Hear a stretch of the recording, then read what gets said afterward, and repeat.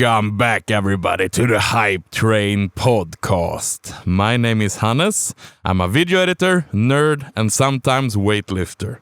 And I'm joined, as always, by my co-host, the man behind Vintergatan, artist, engineer, madman, the Spock to my Kirk, Mr. Martin Molin. How are you, my dear friend?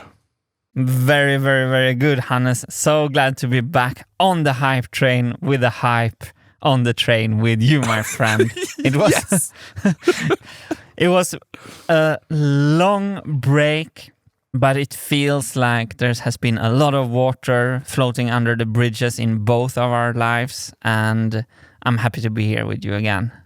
Yeah, I'm a new man now. So much has happened. We have so much to talk about. Yes. Before we begin, maybe we should say a little bit more to the listeners what this podcast is a little bit about, for some fast context. Basically, you and me always had these kind of conversations where we tried to help each other cope with ourselves, basically, and cope with also like how to relate to work and to life and to digital life on the internet, I think, quite a lot. Yeah. From a like psychologically mental health kind of perspective. And we always gave each other so much hype and so much pep. So we took our private conversations into the Hype Train podcast, where we try to kind of help each other out with tips and tricks on how to overcome ourselves. And you have done that these 2 weeks because you have turned into a fully fledged wild vildmarksman in Swedish. What is it in English, actually? What would you say in English? Wild man. I don't know. Outdoors guy. I don't know. Outdoors guy is not capturing the epicness of your transformation. We have to have a better name for it. Grizzly man. Yes, something like that. Forest man. Yes. Yeah, where we left off, I was about to take my summer vacation break, right? The last thing we talked about was me going on like a small tent vacation with some friends and family, like living in a tent in a pirate-themed resort. I bought a lot of sleeping gear, like sleeping pads and... What do you call sovsäck, Martin? Sleeping bag? Sleeping bag, yeah. Yeah. So I bought all those stuff. And like, I've never seen myself as someone who enjoys sleeping in a tent because, I don't know, for me, it's always been a more manly thing you do. Go out into nature and like take care of yourself, sleep in a tent, blah, blah, blah. This was just like a fun one-off thing, I thought. But after 2 days... Well, it wasn't any wildlife in it. Like, we slept at our resort. We have electrical cords into our tent and like freezers and toilets. And they were like packed with people everywhere. But just the idea in my mind just, well, perhaps I enjoy this. Perhaps I should try if this is a life that suits me. So as quickly as I got home, I just ordered stuff online. I just bought tents. No, I bought a tent. And then it escalated quickly. Like everything I thought I would ever need, I just ordered it to just try this lifestyle out to see if I'm man enough to become a tent guy. Tent guy, outdoors guy. No. I think we should call it adventurer. Yes, there we go. Fully fledged adventurer. Yes, adventurer. That's what you are becoming. Yeah, I had 2 weeks vacation and I spent almost all of it planning and going out on longer hikes together with some friends, just staying nights outside. And last night I did my very first solo tent session, my first solo adventure. I went up on the mountains of Wolf Island all by myself. And pitched my tent and spent the night there with all the wildlife and all the dangers all by myself. I woke up this morning with the sun rising and a cup of warm coffee in my hand and just loving life. That is awesome. When you showed me the pictures, I was like, you can sell these as digital wallpapers. It's like, it was so beautiful. And you're really a great photographer as well. You're capturing the Swedish nature has something very solemn about it. It's very beautiful and it's always like tinged with death and decay. In desolate death and decay. And it's so beautiful. And it's like bittersweet, the Swedish nature. Do you agree? Yeah. And especially when it gets dark, it gets dangerous and terrifying.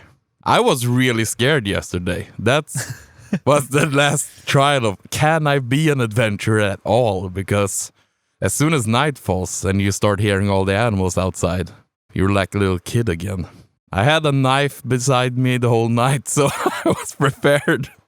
But it was scary in the beginning, but I slept like a child when I eventually fell asleep. I only had one small scares during the night. Like you can imagine all the dangerous animals in Sweden, especially in Wolf Island. Yeah. Foxes, and we have like deer. On a more serious note, we have a lot of moose and like wild boars. Like, okay, they can do some damage perhaps. But okay, I fell asleep and all of a sudden I woke up and I heard something scratching at my tent. Like ferociously like scratching. And I was like, oh my God, what is this? Is this a rabid fox or something just trying to get into my tent? So I like took my knife and a flashlight and started looking around in my tent. And all of a sudden I saw it. A beetle trying to climb my tent and falling down. Everything gets so loud when you're all alone out in nature and you're in a tent. Every sound, you hear everything. So I was like, what is this crazy animal trying to get in? And it was a small beetle trying to get out. I picture myself in front of you, like looking at the beetle, looking down to your knife, looking at the beetle, looking down to the knife in your hand, like, okay, maybe this overkill. I survived. That's the big lesson of this. No monsters or UFOs abducted me or anything like that. So I feel like a changed man today. You look and sound splendid. I'm really inspired. You and me have done some Swedish forest walking and apparently we both like it equally much. And I've been in the Swedish mountains sometimes and I always wanted to do something a little more extreme. And also, be out for 2 weeks and carry everything you have to eat and stuff and not sleep at like the tourist places, but actually just bring everything yourself. So maybe I can come with you one day in the future. Maybe we can do Abisko. That would be so fun. Yeah. Kungsleden, here we come. Yes. I've never felt this good actually that I do right now. I don't know what it is. It's like those moments in life when you just decide that you're another person. Like, okay, I can do this now. And if it was just like that, one day just, okay, I'm that guy now. I enjoy this. In the same way, like when I started to do lifting weights, like I'm not that guy in a gym lifting weights. That's cool guys do that. Manly men do that. And the same thing with like going out in the forest and pitching tents and surviving outside. That's what men do. And all of a sudden I just decided that I'm that man now. And I did it. And I feel terrific. I feel so calm. I'm so non-stressed right now. The last couple of weeks has been awesome in that kind of way. How do you treat your phone when you're in the tent or an internet? Are you surfing or... When I'm on the mountains, I have no reception, so I can't use it anyway. So it's just the mindset of nobody can kind of reach me. And if they reach me, I'm on a mountain, so I can't help them anyway. So it's the most perfect way. You're forcing yourself to not use the phone. I love it. When you say about Swedish nights, I know what you mean, because in France, the nights are pitch black. But in Sweden, since it's so much north, the sun is just below the horizon, which it becomes this dusk kind of horror movie kind of nightlight that you can still see a little bit. So you see monsters basically in everywhere. In the deep forest, it gets so pitch black, so I didn't see anything. I just heard noises. Okay. So you were like cooking some food and brushing your teeth and then, okay, then I go to bed. Yeah, and I rely on the sun, so I went to bed at 10:30 because then it started to get dark. So I'm used to go to bed at like 1 or 2, so I just force myself early. But that's also a big thing of this, because in order to justify me buying all this expensive equipment, I also saw it as I cannot be a guy who just goes somewhere and tent and then go home. I need to make an adventure of it. So I plan everything so that I do hikes, that I do a lot of walking also. From Friday to this morning, I walked 60,000 steps with 12 kilos of weight in my backpack. So I also get some exercise done. That's awesome. Yeah, and also I think a lot of people always say you sleep bad in a tent, but that's because they just take their tent with them and just set them up and they haven't done anything during the day. But if you walk the whole day, you sleep like a child because you're so tired. I think that's the big secret, to just exhaust yourself and you sleep like a god in the tent. That's what I did. Awesome. And then you have some kind of water cleaning system, I saw. How is that working? You take water from the lakes?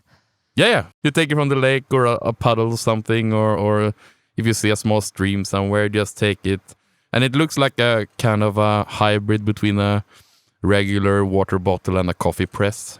Ah. Like you fill up all the, quote, bad water in the bottle, and then you push it through a carbon filter. And out comes this crystal clear, odor, taste-free water. It tastes like tap water, and it removes 99.999% of bacteria and a lot of viruses and all of that. So yeah, it tastes amazing, and you don't have to carry like 3 or 4 liters of water in your backpack. You can just have that small thing with you. That's brilliant. If you pass the water through twice, will it clean it even more if you do it several times? 200%.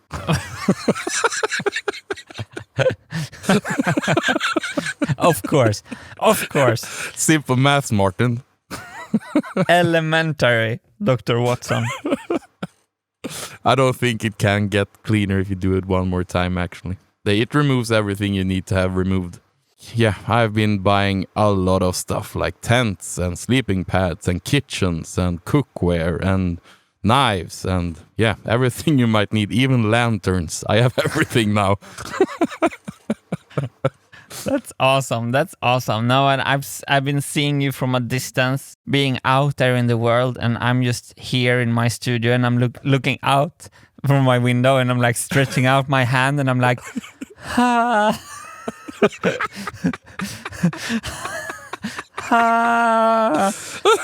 Hannes. It's the contrast between us has been stark, but I'm loving it. See, you have actually found a new hobby, you could say. Actually, that's pretty cool. Yeah, and I'm trying to lead by example so that you get inspired, so we can go on our walks. If I take charge now, you will follow. Yes. Enough about me. That was like my whole vacation. I did nothing.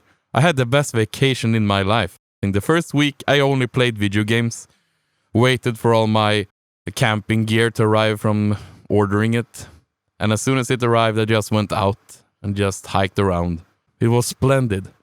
That sounds amazing. I want to hear what you have been up to. I know a little, but not everything. So I've been doing exactly what I've been doing the last years. I've been chasing my own tail. It looks like a circus. You know these round things with motorcycles where they like ride on the wall? Yeah. What is that called? Like velodrome, motorcyclodrome? Yeah, something like that. Wait, I'm gonna look it up. Motorcycle rides on round wall. Wall of death. Perfect. Wow. Okay, so I love this analogy even more now. Like a motorcycle going round in a wall of death. I've been chasing my own tail in the Marble Machine X project, and I think I've been working quite efficiently, but I didn't take a break since January. So I think I need to do a little bit what you just have done. I think I need to take a little break. So I'm planning a trip to my parents actually in Sweden. So hopefully then we can maybe see your tent on some occasion. I've had a really mixed feeling of like knowing exactly what I should do and what I want to do, and knowing that I'm not really ready to get there yet. It's strange. I'm never satisfied, Hannes. And this is going to lead into something I want to talk to you about today, because I have a challenge for you that I want to discuss with you today. But let me prelude this by talking about this, that I'm never satisfied, that I'm always hunting for something. Yeah. That's why this contrast between us has been so stark, because you're just like, everything is awesome. You are like the everything is awesome song. I am the Lego movie right now. Yeah. You are the Lego movie. And I am the worrying kind. And I think one thing that really has been working is that I've been biking and I've been swimming and I've been lifting your weights, as you told me to. Yeah. You've done amazing progress in it as well. Yeah, that has been super fun. I took a new personal best time in the swimming yesterday. So I was so psyched, because the first time I did it, it took 2 hours and 5 minutes. How long is it? 2 kilometers. So first time was 2 hours. Second was 1 hour 40 minutes. Then I had 1 hour 20 minutes. Then I did 1 hour 14 minutes, 1 hour 10 minutes, 1 hour 7 minutes and 30 seconds. And then yesterday I was like, I'm not really feeling it. I started and was 1 hour 4 minutes. Whoa. It's probably very slow if you compare to people who actually can swim, but that's an insane improvement though. You need to think about it as well. Like, you have half the time. Yeah, from very, very, very sloppy. But now when I'm swimming, it's so cardio intensive during the whole hour. As soon as I'm above the water, I'm like, and then down on the water, and then like, so it's like super breathing for like a full hour. And I've never done that in water. It's a very special to be like out of breath under the water. It's a very special feeling. So now I've been borrowing Speedos, because I didn't have real Speedos. And I have to say, I did 1 hour and 4 minutes without Speedos. So wait a minute now. Speedos. We're talking the pants now, right? Yeah. You swam naked before? Of course. Okay, yeah. I just wanted the picture. I wasn't sure if I was allowed to have it, but now I have it. Okay. And I think with the Speedos, I become more streamlined. That's my plan. Oh, yeah. Yes. And I also have borrowed a swim hat, so all my hair can be hidden in the swim cap. And hopefully I can become more streamlined. And I'm like putting all my swim times into a Google sheet, and I'm like making diagrams and stuff. So I feel very, very far from your mindfulness that you have from your adventure. So, but yeah, that has been fun. Yesterday I did a good bench press. No, 2 days ago, with 16 kilos in each hand. So it's more anyway. It's a little bit difficult for me to get them up in position, but when I have them in position, I could do more than that. But great. No, so I love the exercise you gave me. If anyone wants to check out Hannes' Hypetrain program, we'll leave the link to the sheet in the show notes. So that's fun. Yeah. But what I'm really excited to talk to you about today, Hannes, is 2 things. I fell in love with an audiobook. Atomic Habits by James Clear, about habit building. James Clear is living up to his name because it's so clear and concise, and it's so free from bullshit and fluff. I've almost never heard anything so dense. And it's funny because I talked with my therapist about this book, and he hadn't heard it. And then on our call last week, he did listen to the whole book, and he said, I've never heard anything that has been so scientifically correct. So he is well read on all these behavior psychology topics that the Atomic Habits is talking about. And he said, like, he didn't listen to the last half an hour, but so far in the whole book, there was not a single statement made in the book that went against scientific consensus. So shout out to my doc, who also thinks Atomic Habits is a good book. So what's the book about then? What's the goal of it? So basically, the goal of it is to learn the mechanics about how habits are formed, both bad habits and good habits. And when you understand the mechanics of it, you have a much better chance of changing stuff that you want to change, which is what you and me talk about a lot of times. His whole philosophy is very, very small betterment every day. He's known as the 1% better everyday guy online. You will actually be able to take control. And a lot of people think that they are not motivated, but basically this can almost cut out motivation as a factor. Thank you. Yeah, so I've looked up the book in 3 sentences here on a website. An atomic habit is a regular practice or routine that is not only small and easy to do, but is also the source of incredible power, a component of the system of compound growth. Bad habits repeat themselves again and again, not because you don't want to change, but because you have the wrong system for change. Changes that seem small and unimportant at first will compound into remarkable results if you're willing to stick with them for years. And then I just want to read for you also, Hannes, the 5 big ideas. Number 1, habits are the compound interest of self-improvement. 2, if you want better results, then forget about setting goals. Focus on your system instead. Do you remember I made a whole video about this? Yeah. So I said like that I found in the Stoicism that I found that you should not focus on the goals themselves, but rather how you act.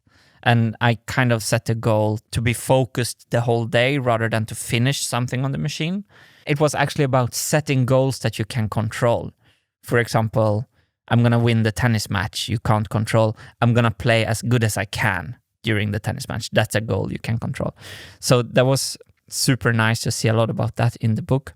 3, the big idea 3. The most effective way to change your habits is to focus not on what you want to achieve, but on who you wish to become. Yes! Yes, the adventurer. My therapist talks about värderad riktning. I think it's like valued direction. Instead of thinking about what I should do in a situation that I might feel worry or anxiety about, then I can think about like, who do I want to be in that situation? And then everything else follows. So that's the same thing. Number 4, the 4 laws of behavior change are a simple set of rules we can use to build better habits. They are 1, make it obvious. 2, make it attractive. 3, make it easy. And 4, make it satisfying. And 5, environment is the invisible hand that shapes human behavior. Wow. Cool. And then also, I'm not gonna go on, but he talks about plateau of latent potential. When you finally break through the plateau of latent potential, people will call it an overnight success. Often when you're working and you feel you don't get anywhere, your work is actually stored. and then all of a sudden you have an overnight success. You and me saw that happening with the viral marble machine video we made. We were working like crazy in the dark dungeon, and then overnight owned the internet for 2 days. This book and this meditation course is interesting, Hannes. I'm so hyped right now. Yeah. Is this part of my challenge to listen to this book? No. Do you want to hear the challenge right away? Yes. A couple of episodes back, Hannes, in the Hypetrain podcast, we discussed our training, our exercise routines. And we said at the time that meditation could be interesting for us in our lives. But then we said that let's try to nail the exercise first. And I think a little bit that the exercise has become habitual now, kind of, for us both. Yeah. You already nailed it for 2 years, but I'm in it for 2 months.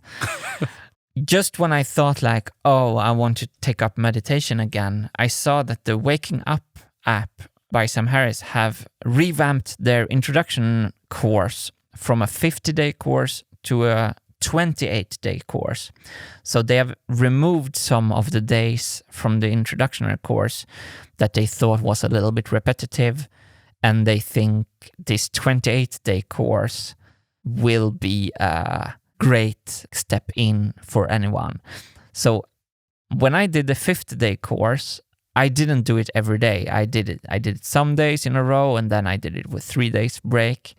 But I would like to challenge you to do together with me the Waking Up 28-day introductory course in mindfulness meditation. And I would like to try to do it in a streak, if we can. How long does each course take? Per day, 10 minutes. Well, then let's do it. Okay. Starting tomorrow? Woot. I mean, why wait? Okay. I am so inspired to try this together with you, Hannes, and talk about it. I want to try to give it a fair shot. I've heard the benefits of it. I've semi-tried it sometimes, but not fully committed to it. But it would be nice to really try it.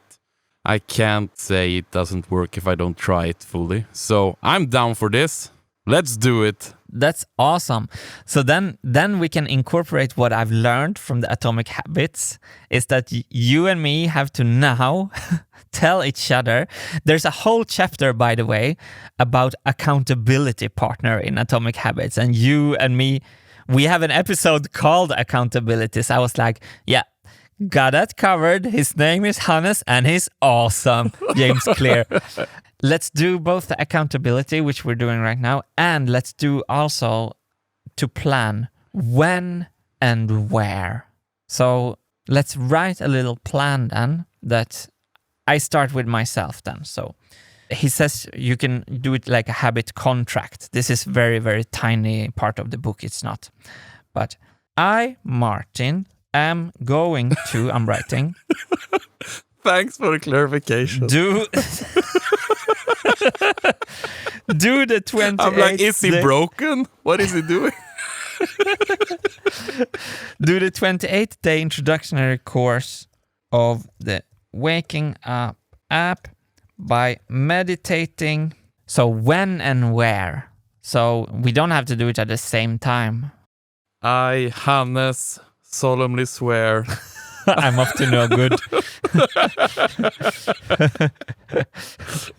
Well, isn't a big part of meditation is to be able to use it as a weapon also when you really are stressed? I feel it's kind of cheating to do it when you wake up.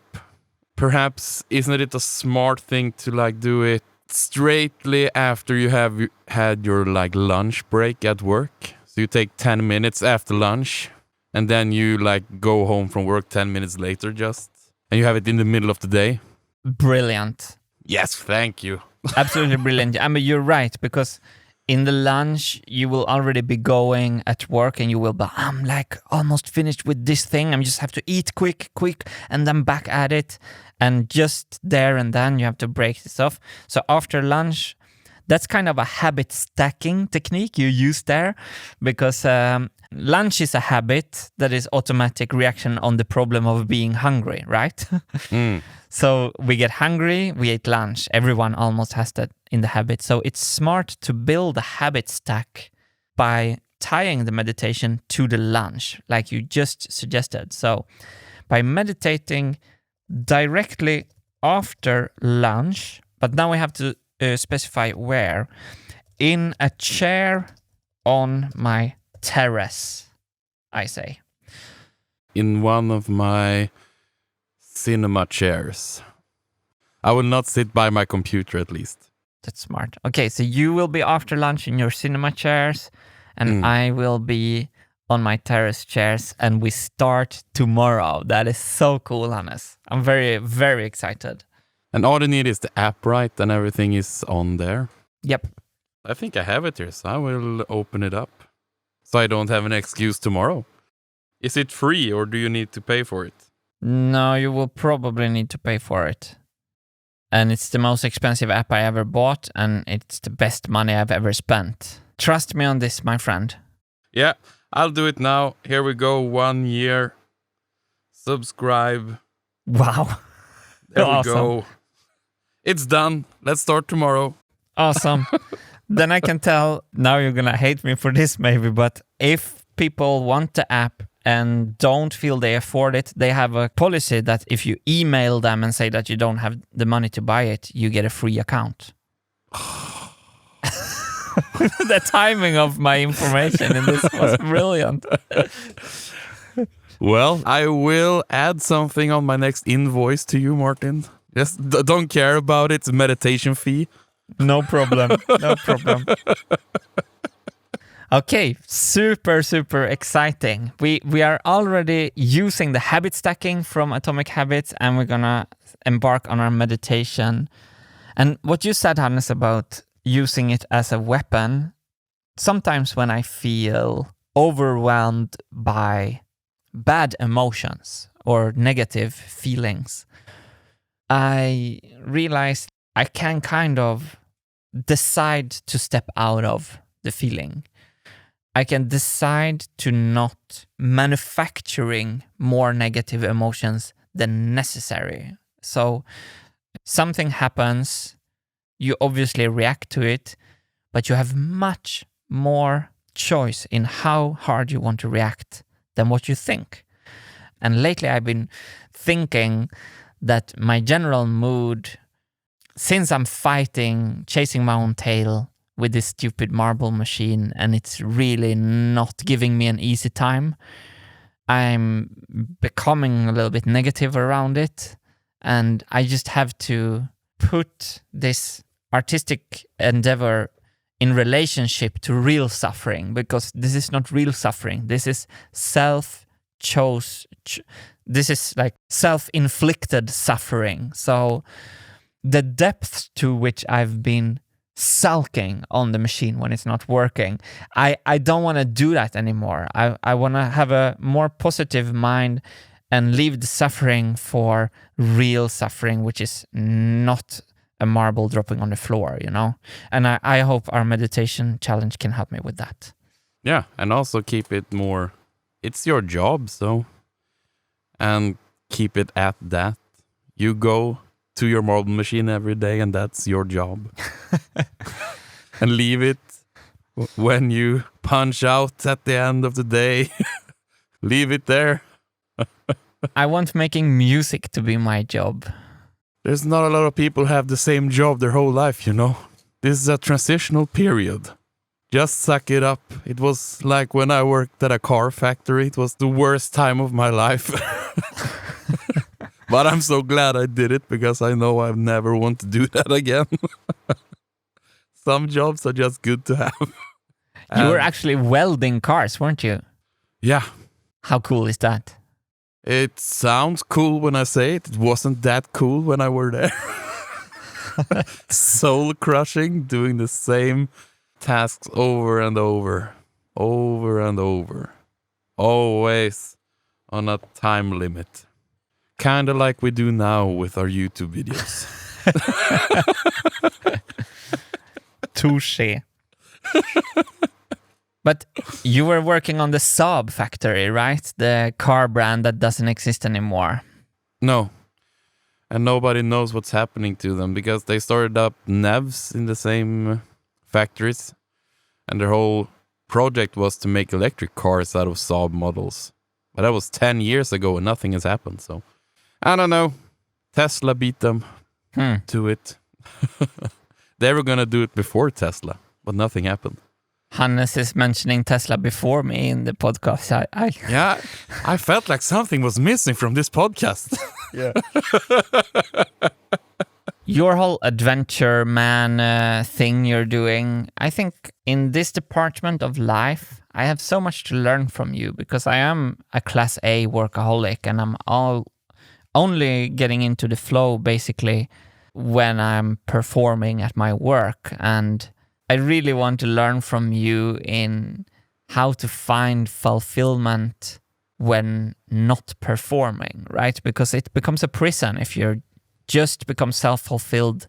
If you can only reach flow when performing, like you see, I'm like my times with the swimming. I can't just swim and think it's nice to swim, you know. I have to beat the time. And in a way, I think life could be a little bit richer than that. Yeah, perhaps. And I think for me, it's been, I want to challenge myself. I think that's the main part of it. Like my whole life, I have this preconceived notion of myself. Like I can't do that. That's not for me. Like the whole lifting weights stuff, that was clear part of that. Like, no, I can't do that. I'm weak. I can't do that. And the same thing with this outdoors thing, because I'm not man enough to do that. So I was like, well, perhaps I am. Perhaps I have courage enough to stay outside a whole night by myself. And I did. So I don't know. I'm just trying.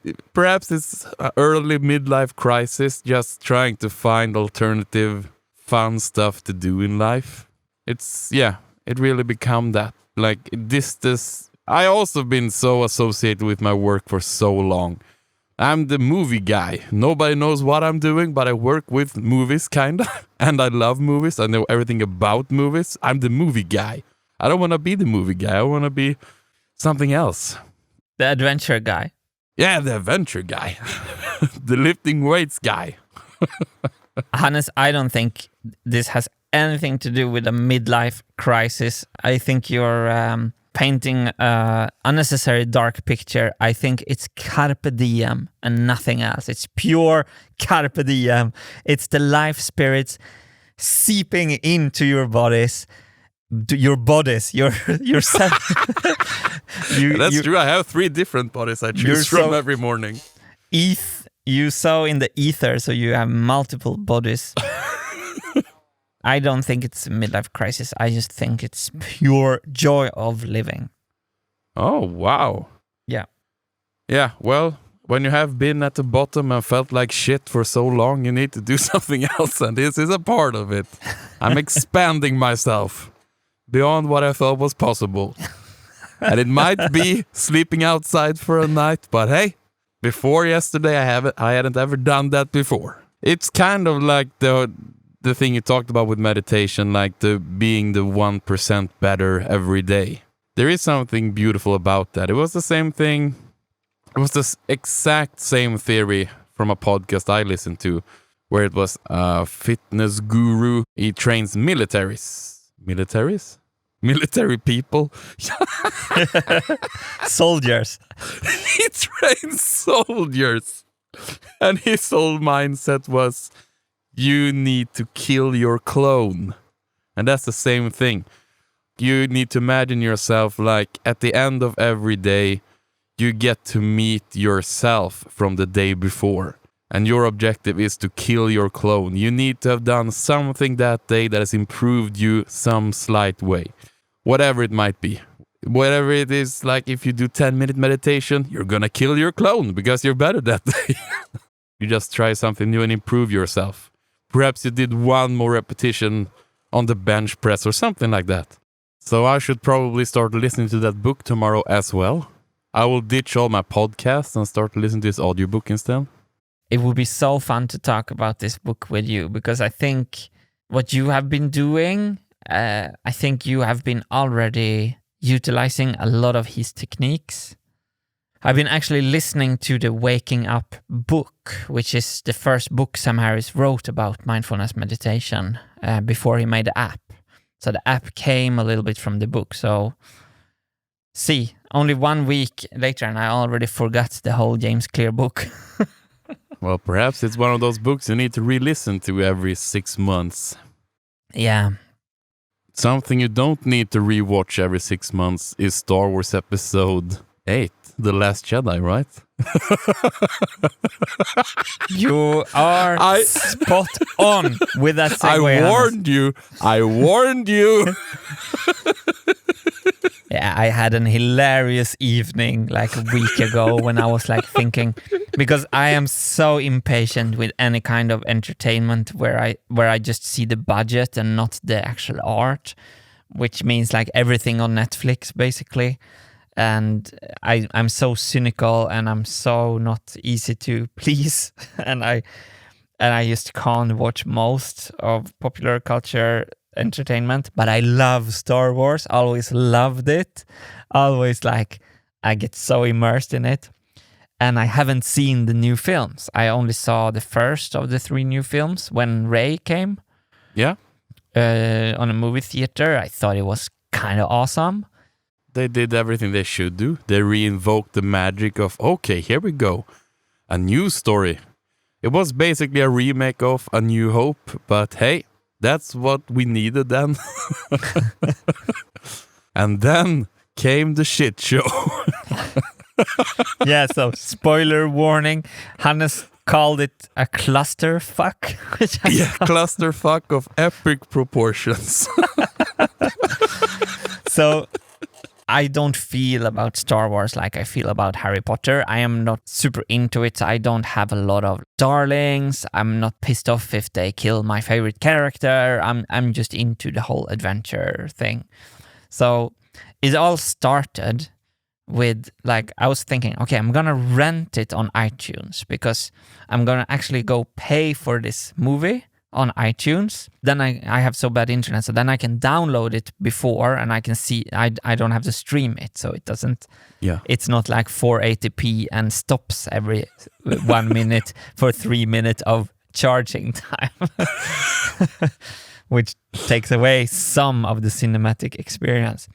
So then I started on my small laptop, and then it was like all this account hassle, and like 2 hours later I reset all my iTunes passwords and I started to download the film, and I pushed play, and what can I say? It was a Disney movie. Not even a Disney movie. I don't know what you should call that movie. It's, how can the biggest company in the world just don't care about the story at all?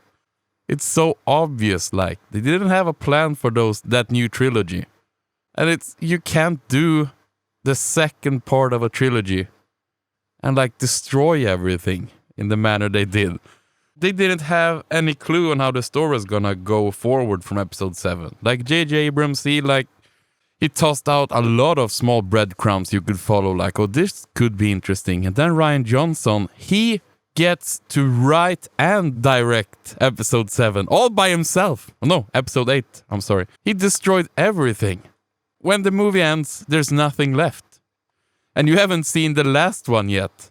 That's the most interesting of all this, because then J.J. Abrams comes back and needs to restart all the threads from episode 7. Oh no, episode 8 didn't really happen. It was only on film. It's so strange, like, and the tone is so off in that movie. Everything is so strange, and it starts immediately in the movie. Episode 7, it ends with the epic shot of Rey, spoilers, reaching Luke Skywalker on the island. And you're in your mind like, oh, what's gonna happen now? This is gonna be exciting. And then Rian Johnson decides, well, Luke takes the lightsaber and throws it away. Just walks away. And it's like, okay, we're in for that kind of movie now. He's not gonna do anything we expect. He just wanna do something like that we didn't expect at all. And like kills off the major threat and everything. Oh. Wait, my ignorance is going to show here. Was Rian Johnson involved in Game of Thrones? No. He had like done one major movie before this. Looper, and I loved that movie. It was great. But man, it was so strange he got like to control this. And the whole, like Catherine Kennedy and the whole staff at Lucasfilm, like how did they didn't have the story down before they started the whole trilogy. It's so bad. Oh. In the Marvel universe, when they tied everything together, did they have the story from the beginning, like 20 films ago? No. They actually patched it together. They had the brilliance of Kevin Feige, who's the story, like he makes sure that everything is kind of coherent. And when they did the first Iron Man, they didn't have plans of like, they had, it would be fun to do Avengers. But when they started doing like Thor and Hulk and all that, and when they did the first Avengers, they teased Thanos in that and like, okay, now we can start build. And from then on, they had like a roadmap of how it should be done. Yeah. And that's so interesting because do you know who's been hired by Lucasfilm now to run the Star Wars movies? Kevin Feige. There we go. The Marvel people are now taking over Star Wars. And the Game of Thrones guys, they were hired by Lucasfilm and they got fired. Because of episode 8. No, after the last season of Game of Thrones. People were so disappointed, so like, no, we can't have you here anymore. Get out. That's what I mean. Episode 8 in the last season. Was it season 8? So they actually, they were like, okay, but by the way, we don't like how you handled the end of this series. The Star Wars garbage can was so on fire after Last Jedi. So everything like associated with Star Wars was like, okay, put everything on hold. Because they had already announced that Benioff and Weiss, the Game of Thrones guys, they were going to do a separate trilogy. And also Rian Johnson was going to do another trilogy. Oh no. Everything was like put on hold. Like, no, nothing.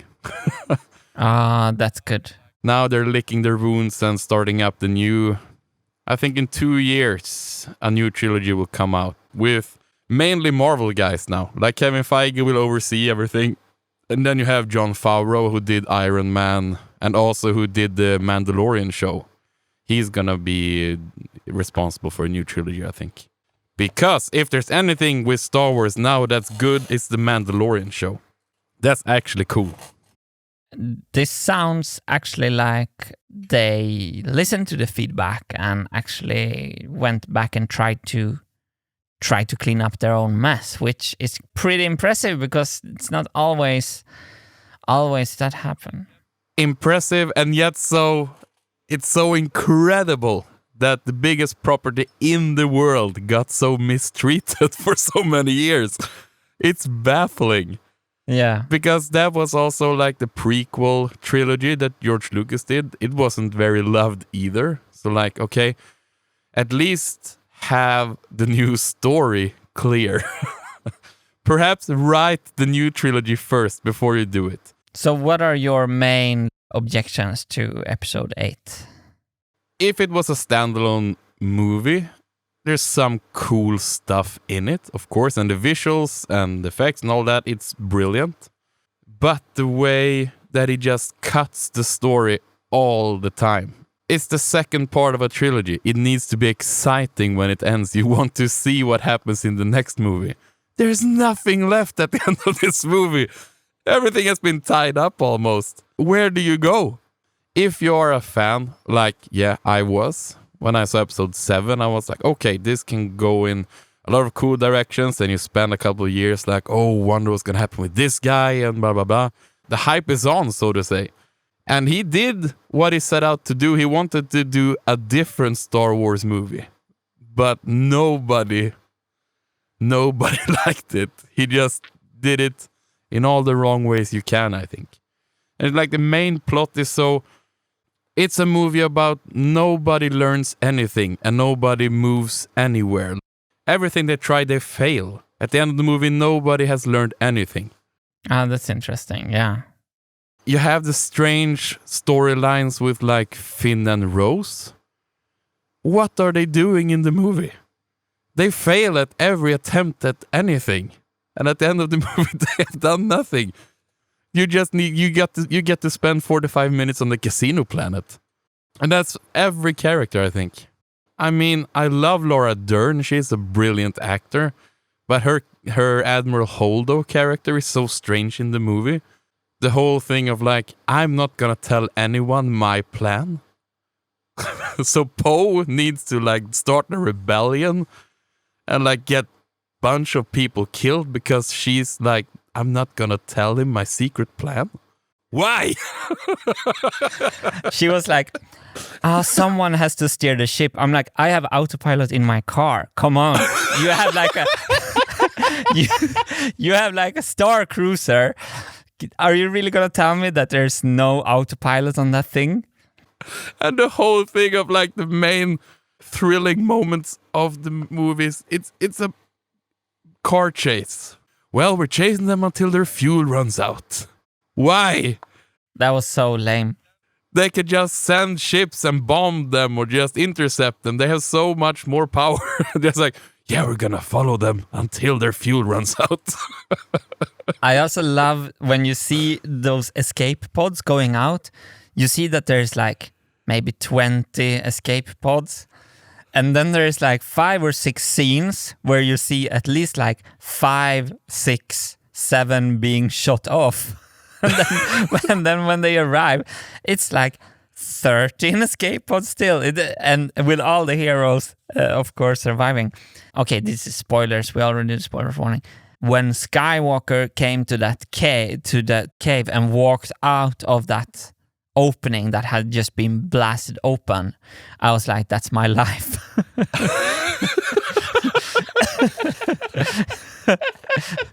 And then I thought it was Martin the Force Ghost.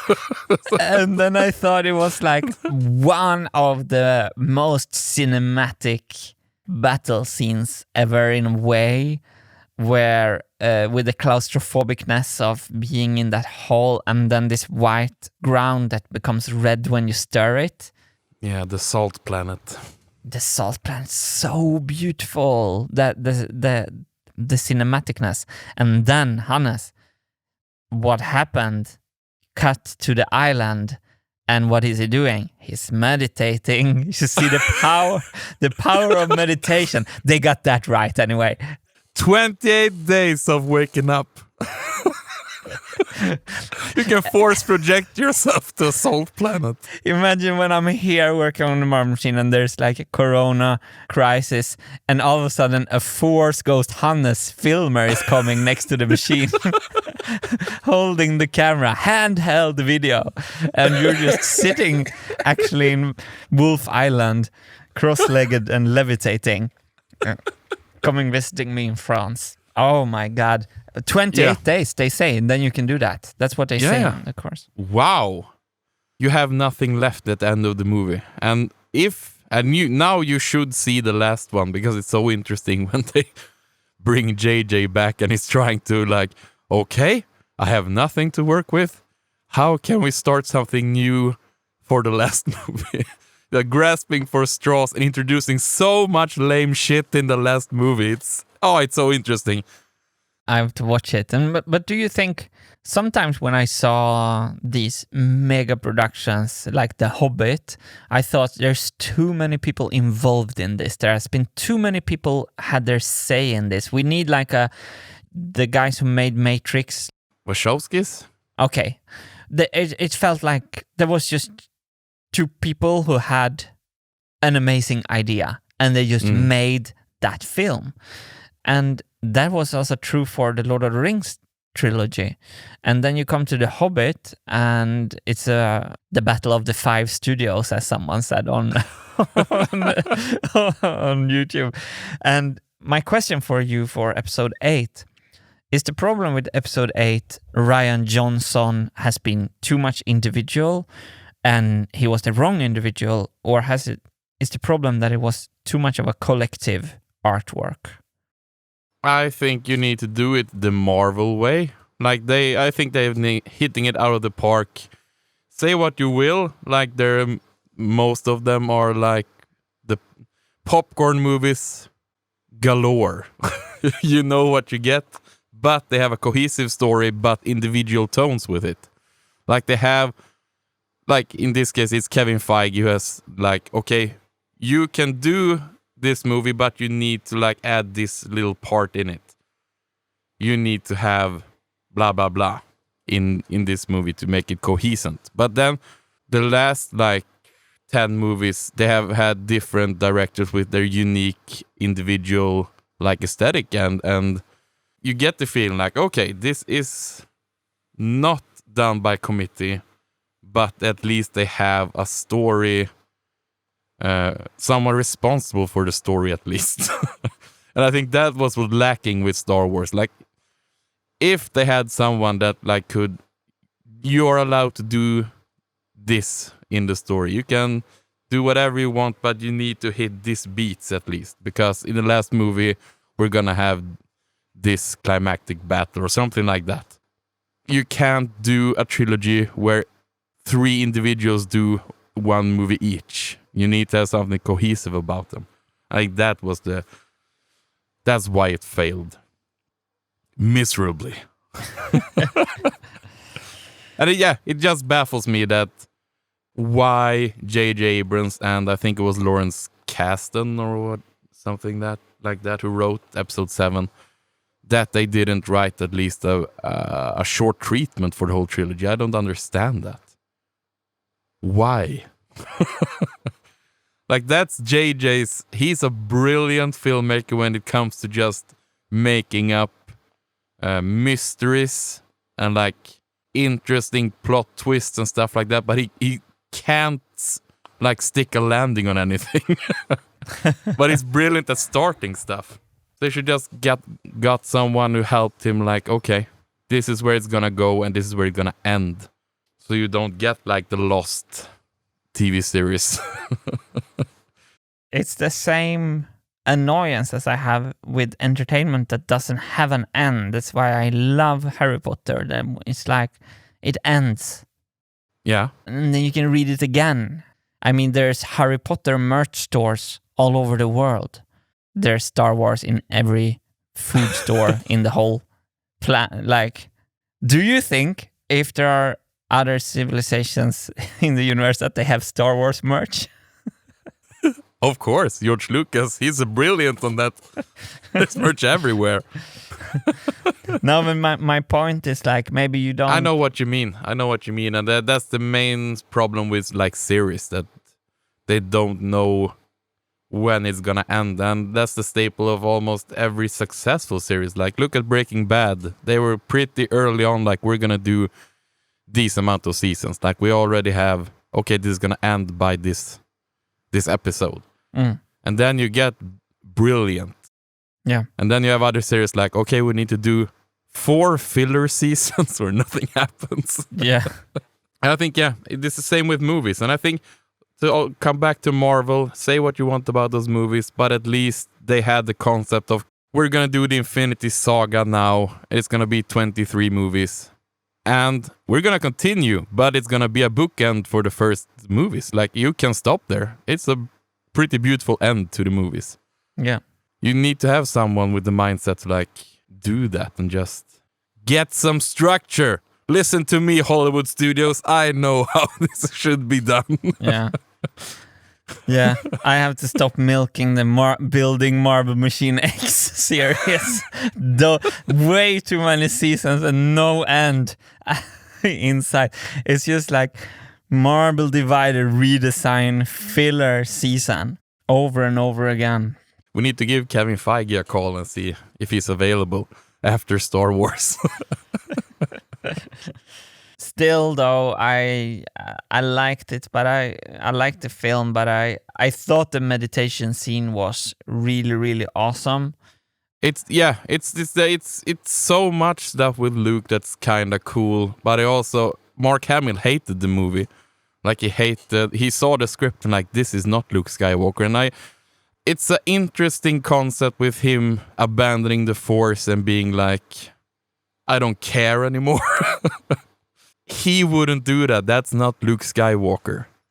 Like, you can't be, I don't know, it feels wrong he's so grumpy and dismissive the whole time.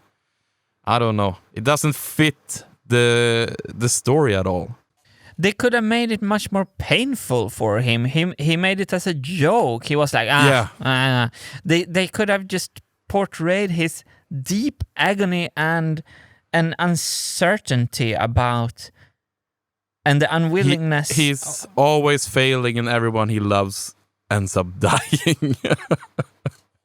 Like, play on that, not having him like drinking milk from the teeth of an animal. Like, you don't need those. They undercut everything with a bad joke. And the movie starts with a your mama joke. That's Wait, remind me. General Hux and Poe in the beginning, like they're gonna have the big. Are they escaping the planet? Yeah, something like that. He's in front of the big bomber ship, and like he's stalling the time, so he's doing like a please hold joke, like they're on a telephone line. I want to talk to General Hux, please. Yeah. Please hold. Like, do they have telephones in Star Wars? I don't know. And then it was like your mama joke, and I'm like, what? It's so strange. And then they have the epic bomber ships that like the bombs fall downwards because of gravity, right? I don't know. How does it work? It's the most useless bombing ships. You need to fly super slow and drop them from above. Why? I thought the bomber ships were really cool. I made quite a lot of music to theater when I was living in Gothenburg, and especially I made music to one play that was not directed by my demon director friend Johanna on a school, but it was like really high level still. And so I was there watching the rehearsals, and I thought the play was excruciatingly boring and mediocre and just awful in like every sense. Theater feels stuck in itself so often. Now I didn't see a theater for a long time, but this was a kind of classic theater that was just like, yeah, you have always someone has to drink and someone has to fake pee on stage, like these kind of things. And then sometimes in the rehearsals, there were some stuff when I thought that things were happening.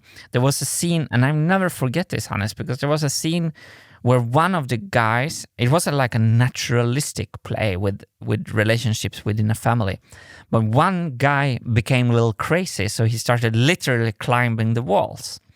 But the other people didn't see it, so he was like in the conversation, and all of a sudden he started to climb around, but no one is taking it in.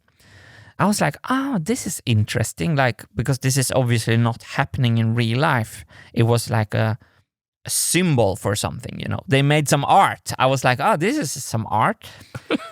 And I was like getting my hopes up. I was sitting in the audience seats, and the actor who did it like just aborted and went to the director. It feels strange. Maybe we should skip it. It's like, we're in the same room and they still don't see me, And then the director, who had no like will of his own, which is not good for a director. You think? Yeah, maybe we should tone it down. So, and that happened like over and over again. So they took away like every edge of the whole thing. And in the end, you had the blandest waste of time I've ever seen in my whole life. And then I thought like, well, this is a collective process where everyone can pitch in, and you don't have a strong adventurer by the rudder holding the thing in a good course. There's this beautiful expression, design by committee. That's a negative saying about when too many people have too too much to say about the same thing. Yeah, that's usually the Disney way. Yeah, I thought so, but maybe it would have been better if they had spoken up against Ryan in this case. Yeah. Oh, it's so wonderful to complain about other people's creations. My God. What a joy to be alive. What a joy to be alive. I was like watching some YouTube video the other day, and I'm almost never going to the comments section, and there was an interview, and the interviewer talked a lot himself, and people were so angry in the comment sections that the interviewer talked too much, the host of the show. And then there was like this one guy, like, to everyone complaining, make your own YouTube channel. This is the host of the YouTube channel, and he wants to have a conversation. He doesn't want to have an interview where he only asks questions. Make your own YouTube channel and do it better. Stop complaining. I thought it was kind of fun to hear. So you're saying we should do a Star Wars movie then? Absolutely. No, how fun it would be to make some drama. You know, I want to make a follow-up on the marble race. Yes. The marble race saga. Yeah. I want to do the character development of Green Goblin and Black Dragon and the animosity between them. That can be, you and me can live out our like story arc. The Marvel Cinematic Universe. Yes. Yeah. That will be fun. That will be really fun. Let's do that together. But first of all, let's start with our meditating. We're starting tomorrow, and I'm gonna start listening to Atomic Habits. Cool. And next week, I will have my first thoughts on that. Next week it will be welcome to the Hypetrain podcast. Home. You're now listening to the force projection of Hannes. I'm sitting in my tent up on the mountain in Wolf Island. Did you ever watch the extra material with Ryan Johnson? I've seen some of it, not all. He's just running around laughing all the time, being up to no good. Like us in this podcast? Yep. No, but I looked a little bit on it, and it was fun because everything got explained, because basically the film he made was exactly the film he wanted to make. So he so like when you see the extra material, you understand like, okay, this was exactly what he was going for. So yeah. It has one of the greatest cinematic moments in history in it, and that's when Admiral Holdo light speed jumps through the First Order ship, right? When she sacrificed herself. That's one of the coolest things I've ever seen, especially in a movie theater, when like everything just gets super bright and the sound just gets super silent, and then you just the sinus, and then like the small sub bass kicking in, and it's like, oh, it was so great. The only thing and they could never have known this, but Leia, she died while they were filming the movie, the actress. So she's the only one of the main characters who died in real life, so to say. It would have been, talking about impactful moments, if she was the one navigating the ship instead of that unnecessary Holdo character. Like, now we're talking poetry. I didn't know she died. That's very sad to hear. But I was surprised she did not die in the film when she went out in outer space without protection. She force flew herself like Mary Poppins right back into the ship. No, but it was not even her. It was the little beeper, no? That dragged her. No. She used the Force in ways we have never seen before. She apparently had worked on her Force powers. She shielded herself from outer space with the Force? Kinda. And then dragged herself through space. That's some Superman things. That's a really beautiful scene. I need to give credit to Ryan Johnson on that one. When Luke arrives on the Salt Planet and he hands Leia the golden dice from the Millennium Falcon, right? Yeah. Is the dice from Han Solo? Yeah. Yeah. Because, yeah, he died in episode 7, right? Yeah. That scene was very personal for me. I thought that scene was very, very, very, very strong. I thought when they were standing on the bridge there with the sun being Yeah, sucked up. that's so good. Yeah. When Luke hands her the gold dice. Yeah, the last time Mark Hamill and Carrie Fisher shared a scene together. It was kind of sweet. Well, it's been absolute joy to talk to you again, Martin. We need to end this now. We have a big day of work tomorrow. We need some sleep, man. Yeah, it's a Preferably in a tent. video with 12 chapters. Wow. I need to meditate. Awesome to talk to you again, my dear friend, to get the hype back on the track. We were a bit rusty, but now we're back on schedule. Absolutely. So, to everyone listening, have a fantastic day and good luck with everything you're doing. Yeah, take care. Mr. Adventure Man signing off. Chuga, chuga, chuga, chuga. Woot, woot.